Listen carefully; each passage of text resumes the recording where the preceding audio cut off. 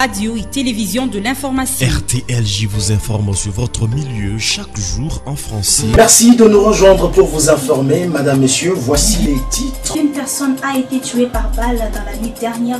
À la une de l'actualité, la République démocratique. Et en langue nationale. Lingala. Assalamu alaikum warahmatullahi wabarakatuh. Bismillah ar-Rahman ar-Rahim. Alhamdulillah. Olé mbote na ba polier, ba FARDC, ba JIR, ba PCR. N'impact pas idéologie. Swahili Katangé. Bafani ya juu ya television, tunamila mkia, tunapika nafsi. Anarudia tena.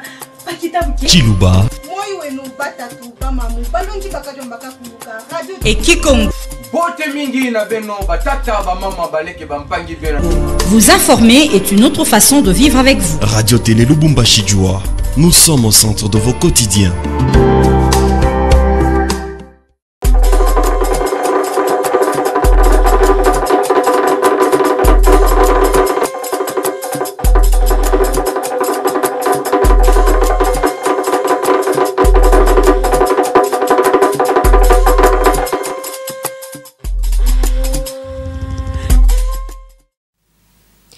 Mbote na bino ba papa ba mama bino tout boza pepele na kati ba maison place pour la Kolanda magazine d'information ya lingala facile yoka lokole e banda ezo banda pena impact pezolozi na poto umelate to zala na mbangu bande ko ba bolingo tokoloba nini kaka Bancho Fatou ya ville ya Lubumbashi bazo pléreja que fort pour un problème ya courtoisie routière. Courtoisie routière tozo mona eza mesure de grâce au ba pesa Bancho Fatou basala ata bazana documenté kasi et c'était prévu et banda depuis le 5 décembre ti le loto comme le 10 décembre jamais banda yango bazo le la fort. Lokole tige Bandeko babolingo chaque fin d'année masolo ya courtoisie routière et ça la makane impact pe idéologie na Bancho Fatou na ville mobimba ya Lubumbashi kasi mbalo yo Bancho fa bazo pléreja que fort ti lelo yo mawaplem courtoisie routière ezo sala makaka te courtoisie routière eza nini eza faveur oyo ba autorité ba pesa na Bancho Fatou veut dire ozala na mukanda te veut dire otambola na ndila vele la pepele Bangomoko Banchofa, balo bate bazwa zéro. Courtoisie en tout cas, exemple période l'État peut s'acabiso pour tout ça là tranquillement de façon tout somba bamikanda. Mais tu regretter année oyo courtoisie wana e communauté mobulu. On dirait il faut tout bunda pour tout zwango. Pourtant tu outi na période ya barrière ba tchela ki biso e pas ba to DR4 o ba sali biso boé to bundi presque plus de 21 jours to bande ka ko sala difficilement parce que bande ko réclamer biso ba mikanda siko période ya to sala to so ba mikanda on ande yango siko ba opesa biso yango te nde to lela to sengi na gouvernement apesa biso courtoisie de façon to sala afin to so ba mikanda na Kasi lokole lobaki pamba lokola Bancho fa ba pléreja que fort yango bakendaki komona chef urbain ya transport na kombo ya bavu a apesa éclairage par rapport ya courtoisie routière. Courtoisie elle est décrétée selon la volonté de son excellence monsieur le gouverneur. Donc ça ne doit pas être un droit obligatoire. Néanmoins je sais qu'elle sera décrétée incessamment sur toute la province du Haut-Katanga. Et cela peut prendre tout au plus un mois, ou ça dépendra de l'appréciation de son excellence, monsieur le gouverneur. La courtoisie ne dit pas que nous rentrons dans la jungle. Les chauffeurs doivent se comporter en responsables, surtout à la fin de l'année, où il y aura un important trafic et une circulation intense, tant de piétons que des véhicules, alors que les chauffeurs ne puissent pas confondre la courtoisie avec la zizanie ou de n'importe quoi sur la voie publique. Donc, nous souhaiterions que ce chauffeur mette en valeur leur connaissance du code de la route et que on puisse se tolérer mutuellement. Nous refusons à ce que les chauffeurs, parce qu'il y a courtoisie, qu'ils brûlent les feux rouges, qu'ils fassent la troisième voie, les kimbirikité et autres antivaleurs de leur comportement sur la voie publique. kasi lokola yemoko bavu chef ya service urbain alaki ba document tout eza na maboko ya le gouverneur ya province ya Okatanga azui décision ya Sukangonda pour la ko livrer masolo tout courtoisie et bandit normalement et bandaka le 5 kasi lelo to komi le 10 décembre mawa plein nanu balancer courtoisie routière te na yango matcho eza ya kozela nanu kwa jik Totika masolo ya transport tolobe la société rivière Naviundu et les lisipezo continue que la population fort veut dire ce qui m'a étondi inondation tout et comme na kati ba Palestine ya batu bazo le la bord ya Palestine ezobe ba ezo sala peke bango ba déménager pamba tozana quartier Kisense commune ya Kampemba lokole tige Eza pasi pe mawatro tozana canal Naviondo na commune ya Kampemba quartier Kinsense tozalaka na rivière oyo bozomona rivière na kombo ya Kalaviondo rivière oyo veut dire ma ezotonda danger neti te kasi ezokendo sila na ba Palestine ya batu soki koteli batu na kati ya Palestine biloko tout ebebi bakiti bateve tout ezotambola likolo ya mai yango population elela trop situation oyo echangea te baloba te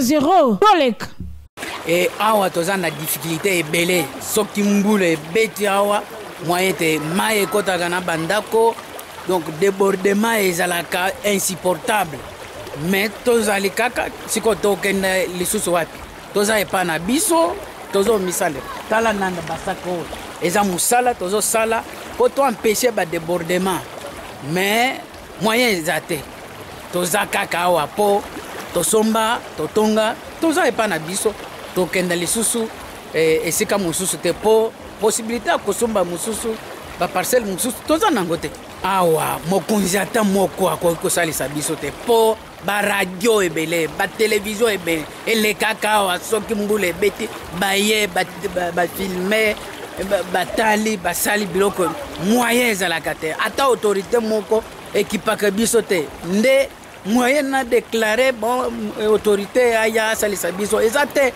tozana autorité au salisa biso te ça je le dis clairement na yango rivière Kalaviondo ezosala ke population ya canal Naviondo et vivre na ba condition ya bien te balela trop na ba condition solution mawa plein macho koyeba te ko changer to e ko changer te total nanu Tozo continuer l'information de société bande ko babolingo binomoko boyebi lokole sali constant par rapport ya banyama o ba vivaka mingi na batu na kalambai bazalaka kokangela banyama na kati ya ba parcelle kasi lelo banyama bakoma kotambola na nzela neti batu lelo bazobima ba maladie ebele entre autres surtout ceux qui mbo asui mutu binomoko boyebi ceux qui azui tonga tétanos te veut dire mawa plein lokole tige Eza pasi pe mawatro lokole salaki constapi tona likambo etali ba animaux domestiques qui dit ba animaux domestiques tozomona ba mbwa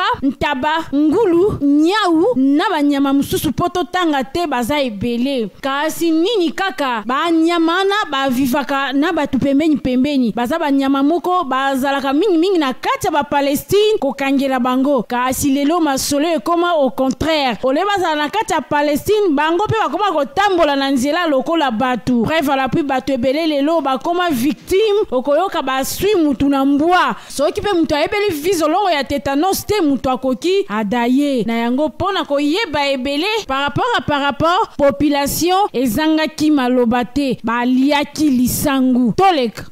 On parle de la divagation des animaux domestiques. Nous faisons souvent allusion aux chiens. Il n'y a pas seulement les chiens, il y a les chèvres, il y a les porcs et j'en passe. Rentrons un peu dans notre loi mère qui est la Constitution. Vous voyez, là, on est en train de parler de la sécurité de la population et de ses biens. Et les articles 182 et 187 donnent cette mission-là à la police et au FARDC. Mais il s'est fait que suite au débordement, ces services ne parviennent, ces institutions ne parviennent pas à accorder la sécurité à toute la population. D'où vous avez les entreprises privées de la sécurité qui sont en train de décerner ces services-là. Mais comme ces services-là sont aussi très coûteux, il y a les gens qui peuvent aussi acheter les chiens pour leur sécurité, leur propre sécurité et leur bien aussi. Mais si vous avez trouvé bon d'élever un chien pour monter la sécurité de la maison, des biens, et il faut aussi remplir certains préalables.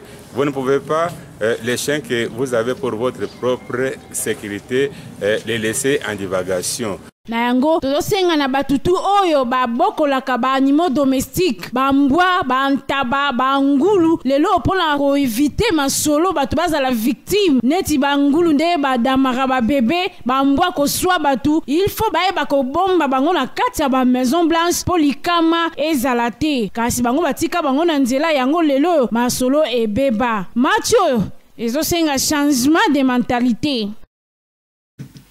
Na arrêt de bis ebele et comme lelo cible ya ba chege bande ko ba bolingo veut dire so za na keba te na kati ya carton na makolo borto za nango ba koleka nzela ba chege veut dire ba ko sanula yango lokole sala ki constat pour constat ça vrai bololo comportement o ezo lelisa ba client ba ntsofa ba res ba tutu lokole tige. Et ça passe si peu ma trop. Toza na centre ville ya Lubumbashi. Lokole zo beta mingi na bare belé o toza na centre ville ya Lubumbashi entre autres na niveau ya tunnel ya chaussée de Kasenga na niveau ya arrêt de bus Likasi coin Sendwe na arrêt de bus express veut dire population ba client na kati ya mituka ba ntchofa ba res bazo pleurer Jacques fort baza victime ya ba enfant de la rue autrement appelé Chege bazo lelisa population veut dire so na keba chombo, mbongo, sac, téléphone, mawaple et kei na moindre distraction. Population et lobate joie zéro. Tolek. Hapa bena profite kama embouteillage ikwako bananza kubeba bantu ma telefone bananza kukimbia nayo mbio. Sasa bintu vya hivi haina bien. Mtu anachomona telefone anakimbia mbio. Analuka mule ngambo mwa clôture. Na yango ko kamwa trop ba chege bazalaki ko yiba batuna ba wenje kasi lelo ba abimiti na mituka na bato makolo tu bazoza la victime na yango population ba client bazolela insécurité na part ya ba chege solution ya gaillard il faut emona na soki te kaka ba chege o bakoko baluka ba rebelle Mathieu mais c'est quoi tout ça? Merci bandeko babolingo bino tout pour la fidélité pour na kolanda magazine d'information ya lingala facile ndene elema ya ba chege salike totia virgule totia ka pointe pour magazine d'information ya lingala facile et continue nango chaque jour kasi avato kabwana moi lisese et salaka moi vrai bien tala malgré pas s'il y a transport ce qui lesquels batu jamais mutati kala kolala na arrêt de bis bande ko ba bolingo bondi milangai ya seul